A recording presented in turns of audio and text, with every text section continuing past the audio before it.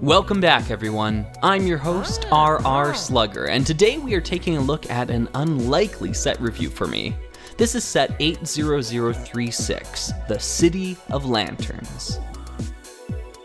Hailing from the Monkie Kid series of all things, I believe this set has a unique link to an older theme that I have an interest in, much in the same way that I felt the 3-in-1 Street Racer did. In my humble, sluggy opinion, I think the City of Lanterns has the fun and charm of time cruisers written all over it. Let's dive into the set now and see if that opinion holds any water.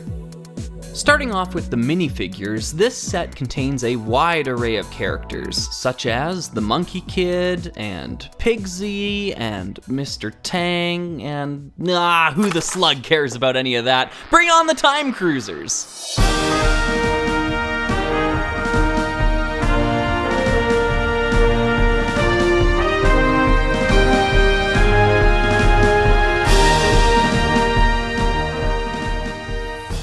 Robbie the Robot's original design makes a landmark appearance here, now almost 30 years after his initial release. In this set, Robbie's likeness is used to create CityBot A05 and CityBot A16. Dr. Cyber must have been working with the LEGO designers behind the scenes on this one. I can't stress enough how notable this Time Cruisers homage is. Frequently these days, when LEGO designers want to pay tribute to a retired series, they are only able to feasibly do so with stickered elements, often just haphazardly throwing them about. In contrast, this reference feels much more genuine and earned, given how intricate and substantial it is. This is a worthwhile homage, not just nostalgia bait. If you couldn't tell already, this City of Lanterns review is being viewed through a very specific lens. As such, I will not be going through the myriad of other LEGO references plastered throughout the set, as I think these elements fall firmly into that nostalgia bait category. How exactly does this Snap sign add meaningful value to the set? And who cares about Hero Factory or Bionicle anyways? To be honest, I find that these other references only add to the clutter and busy appearance that manifests here. Your mileage may vary, but I found removing them improved the aesthetics of the set. Sometimes less is more. These little nods to LEGO's past are a microcosm of what I feel lies at the heart of my issues with this set, but I'm gonna save that topic for later. Instead, let's take a look at the construction of this thing. The mega structure is supported by these pillars that have so many varied points of connection, they may as well be glued into place. Seriously, you could toss the base of this model down a flight of stairs and it wouldn't break. To test this theory, I decided to toss a flight of stairs at the model, and as you can see, it held up pretty well. Each of the shops and stores that rest upon the megastructure can be easily removed, allowing for other buildings that fit into an 8x8 or 8x16 footprint to occupy that space. I want to examine each of these modules individually, starting with the Panda store. The first impressions here are incredibly strong. The colors used are so unique and yet so fitting. This build reminds me of my time in Japan. I can almost feel the sensation of seeking solace in its air-conditioned interior to avoid the blistering humidity outside. There is a ton of detail packed into a small frame here. Honestly, too much in some areas and not enough in others. To suit my taste, removing the big panda head cleans up the look of the exterior significantly. As for the interior, I decided to go for more of a general convenience store look with a freezer to boot. Next up is potentially my favorite of the modules, the Lotus Hotel. Right off the bat, I find the color combination of dark red, sand blue, light bluish gray, and bright light orange to be extremely compelling. Seriously, I would love to see a much larger expansion of this color scheme in either a mock or a new LEGO theme altogether. In order to help reduce some clashing colors and streamline the exterior, I removed the obligatory lantern and changed the central window to a color that matched the rest. Inside, the suite itself is pretty much perfect for its size, but I felt the lobby could use a little touch-up. This next module is probably the one that stirred up the most interest in this set from general audiences, the Lego store. It was a truly inspired idea to use Brickley the Dragon here, as it pays tribute to both Lego's history and Chinese culture. The interior of the store contains a pick-a-brick wall, as well as some typical nostalgia targets on the opposite side. Again, the interior feels cramped, but I guess that makes it more true to life. Heyo! One of my only problems with the exterior is the fact that these lanterns don't match any of the others in the set. Honestly, I think it's just best to remove them entirely. This next build is perhaps the most unassuming of them all. In fact, you may have missed noticing it altogether up until now. Even though it's just a simple outdoor patio, I think this one packs in a lot of character.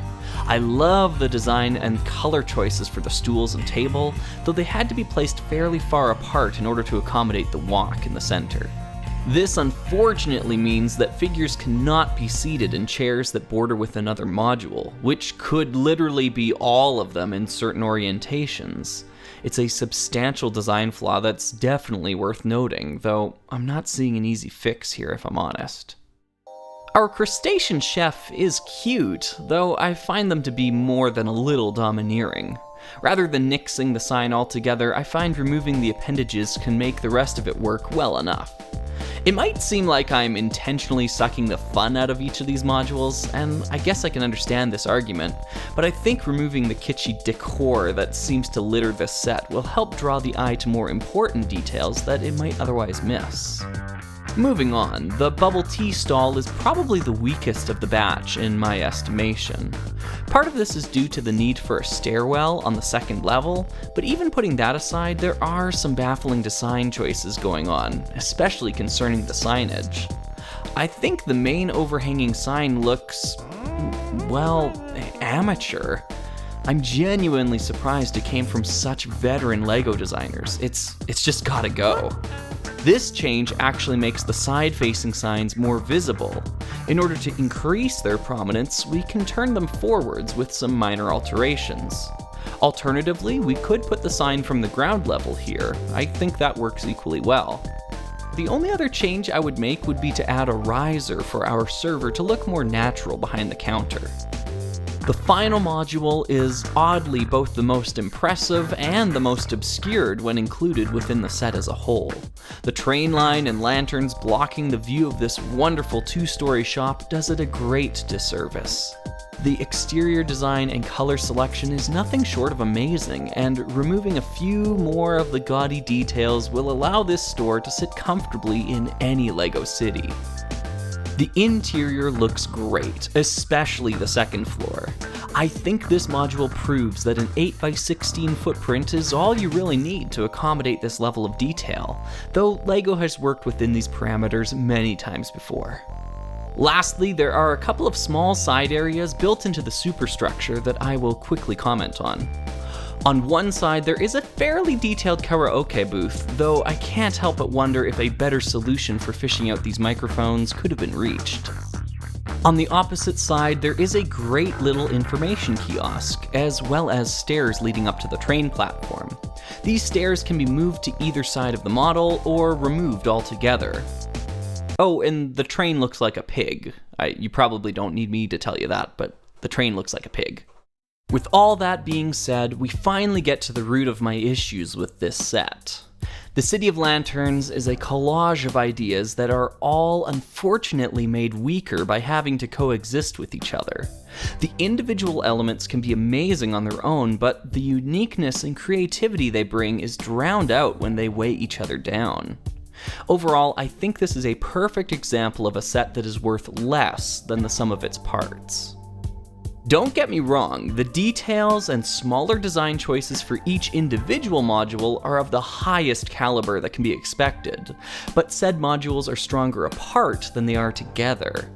When I have new guests over who want to see my Lego sets, I always make it a point to show them the singular elements of the City of Lanterns one by one, rather than forcing them to gawk at its unfocused presentation.